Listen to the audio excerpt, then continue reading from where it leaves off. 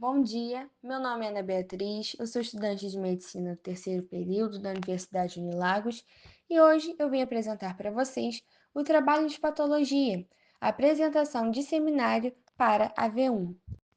Bem, hoje nós vamos falar sobre os mecanismos de carcinoma hepatocelular e desenvolvimento de cirrose em doença hepática esteatótica por hepatite B crônica.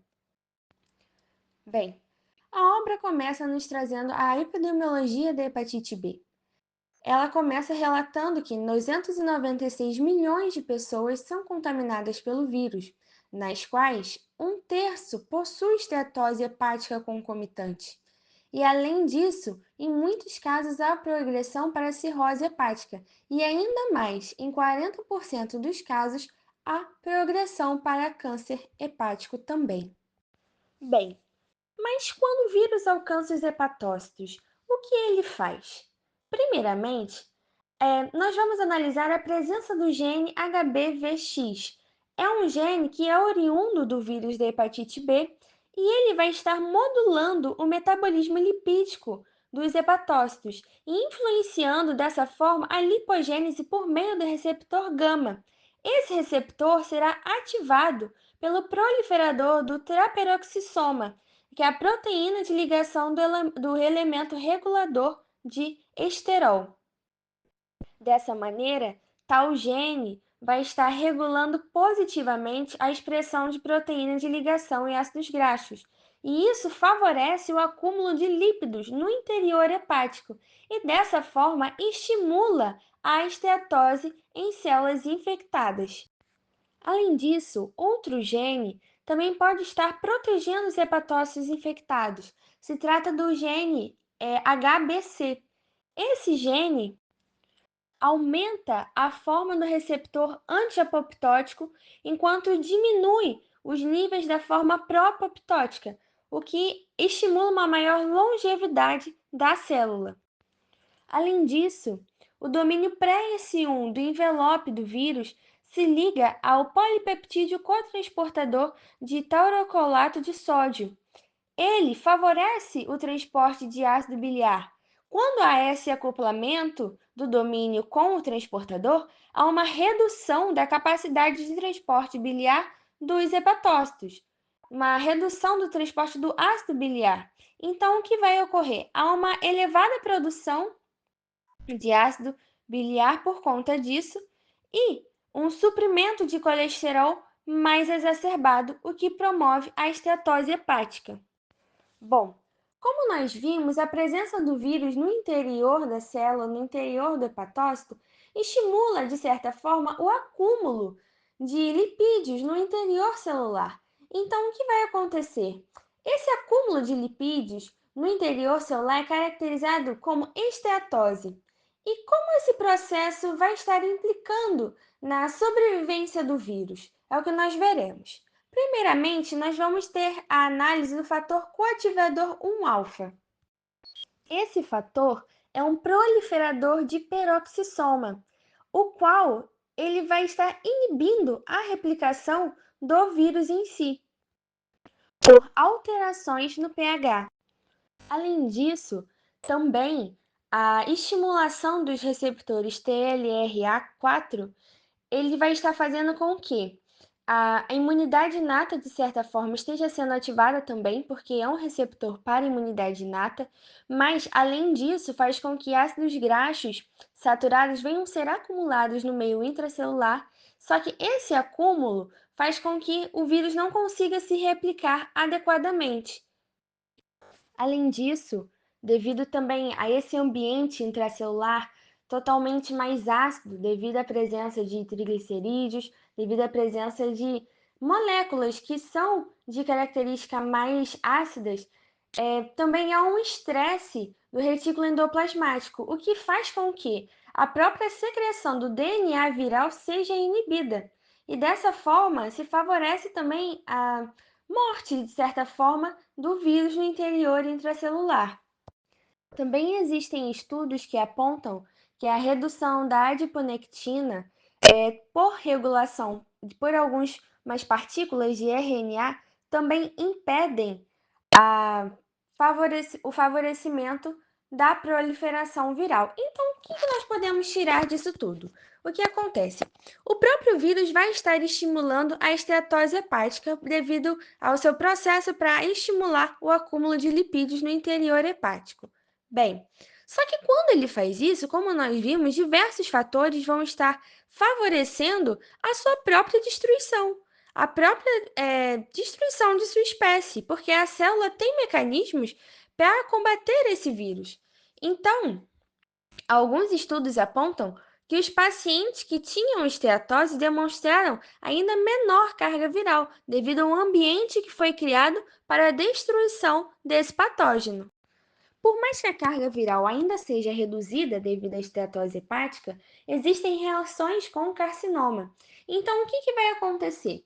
Sabemos que o vírus, para sua multiplicação, necessita da inserção de seu material genético no material genético celular para que então ele possa ser reproduzido pela célula por meio da transcrição e da tradução.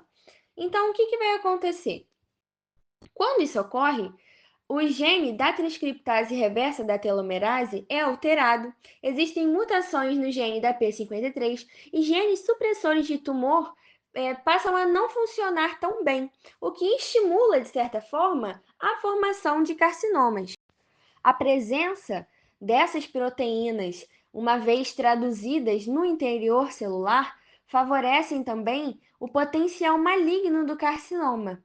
Por quê? Porque uma vez que há produção de proteínas que não são hepáticas, o que a célula vai fazer? Vai pegar essas proteínas, colocá-las no complexo MHC, exibi-las em sua membrana celular, as quais serão identificadas por linfócitos CD8, que são citotóxicos, ou seja, que trabalham identificando células que não estão saudáveis e também por natural killers, e a partir disso vão estar desencadeando a cascata de inflamação.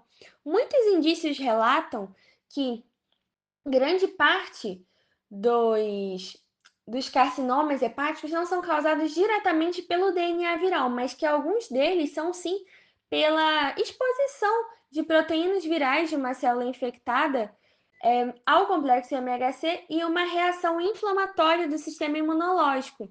Então, o que vai ocorrer? O sistema imunológico, quando reage frente à identificação desse patógeno, vai estar liberando toxinas e essas toxinas vão estar agredindo não somente as células danificadas, as células acometidas pelo vírus, senão que também as células saudáveis que estão ao redor.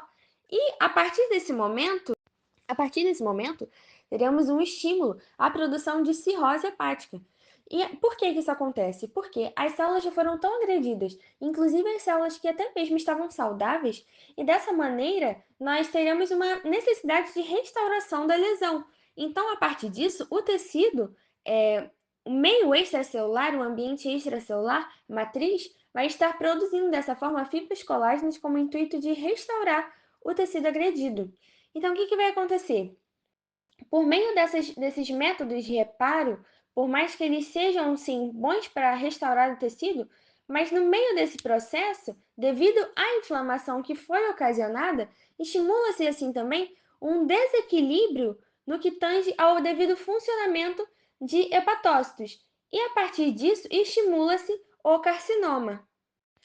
Bem, tanto a deposição de gordura, que ocasionou a lipotoxicidade intracelular, quanto também as respostas inflamatórias que foram ocasionadas pelo sistema imunológico, produziram um certo estresse oxidativo no interior dos hepatócitos, o que ocasionou um ambiente pró-fibrótico e pró-carcinogênico. E agora observaremos alguns processos que estimularam o desenvolvimento de carcinoma a partir das subsequentes alterações. Bem, entre tais alterações, é possível encontrar que pacientes com esteatose hepática e hepatite B concomitantes apresentaram níveis mais baixos de metilação do DNA global em comparação com aqueles que possuíam somente esteatose hepática, o que fez com que eles desenvolvessem ainda mais fibrose e cirrose. Além disso, alterações no microambiente imunológico também encontraram-se presentes, o que desencadearam uma perda da função celular imune, o que dessa forma interrompeu o metabolismo lipídico e a imunossupressão mediada pelo vírus da hepatite. Também é possível correlacionar o carcinoma com uma certa susceptibilidade genética, pois o que vai acontecer? Alguns genes possuem polimorfismo de nucleotídeo único, tais quais o PNPLA3, que são relacionados à esteatose e à inflamação de pacientes. O que pacientes que possuem esses genes alterados também expõem uma certa predisposição genética. Além disso, mecanismos oncogênicos diretos também relacionam-se com a instabilidade genômica devido à integração do DNA do vírus, como nós já falamos anteriormente, que a integração do DNA do vírus no DNA dos seres humanos desbalanceia toda a função da telomerase reversa, da proteína, do funcionamento da proteína P53, entre outros processos. Isso promove a heterogeneidade celular e, consequentemente, a formação de tumores. Bem, mas como nós podemos resolver tudo isso? Primeiramente, evitando a contaminação com vírus e estimulando o tratamento viral, porque uma vez que nós não temos a infecção por hepatite B, toda essa cascata de acontecimentos é impedida. E uma vez que toda essa cascata de acontecimentos é impedida, é possível reduzir os altos níveis de carcinoma hepático.